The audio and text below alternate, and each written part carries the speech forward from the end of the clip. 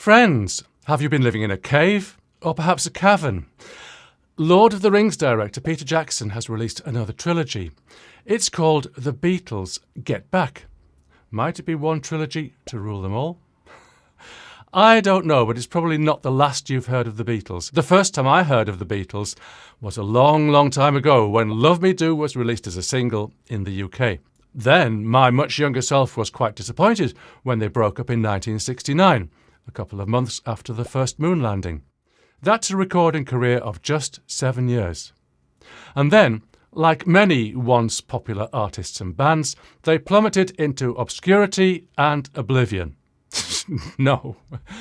Whoever is the genius who runs the Beatles' marketing department, they didn't go away. They flourished.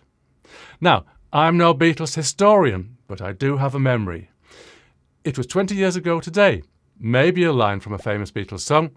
You know which one. And in 1982, it certainly was 20 years ago today, 20 years after their recording debut, that they released the Beatles collection consisting of every Beatles album remastered onto vinyl at half speed from the original master recordings.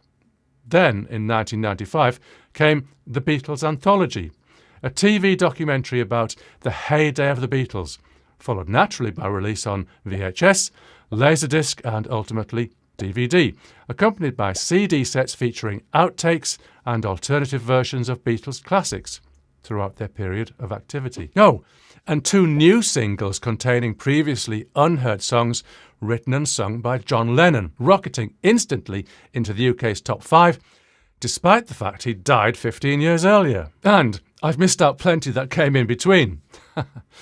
So, the Beatles' head of marketing, genius. Fast forward to 2006 and some crazy person, actually George Harrison, before he died, had the idea of remixing Beatles tracks as a background to performances by Cirque du Soleil. So, George Martin and his son Giles set to work on remixes, which became the album Love in 2006.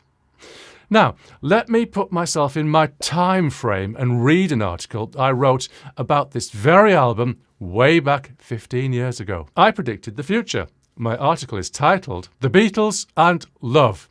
Have they raided the archive for the last time? By David Mellor. That's me. Here's a quote. After being asked by the remaining Beatles, Ringo and Paul, along with Yoko, Ono, Lennon and Olivia Harrison, to make experimental mixes from their master tapes for a collaboration with Cirque du Soleil, Sir George Martin, the Beatles' legendary producer, and his son Giles Martin have been working with the entire archive of Beatles recordings to create Love. The result is an unprecedented approach to the music. Using the master tapes at Abbey Road Studios, Sir George and Giles have created a unique soundscape. That's the blurb for the Beatles' Love, or Love as they like to call it. Those who thought that Anthology would have been the final exploitation of the Beatles franchise were clearly wrong. Those archives still have lingering potential, and perhaps Love isn't the end of it. There's no doubt that the Beatles have left behind a rich body of work. Clearly, they were the right band at the right time, as well as being great composers and musicians. But whether their music still sells because it's relevant today or because it documents an era is open to discussion. But how does it affect us as recording musicians?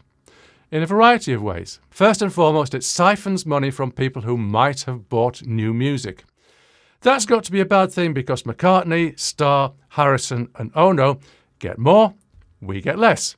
And to be honest, they probably have enough already, don't they? This logic can apply to all back catalogue. As long as people are buying back catalogue, they're not buying new music. But let's not dwell on negatives. Let's look at this in a different way.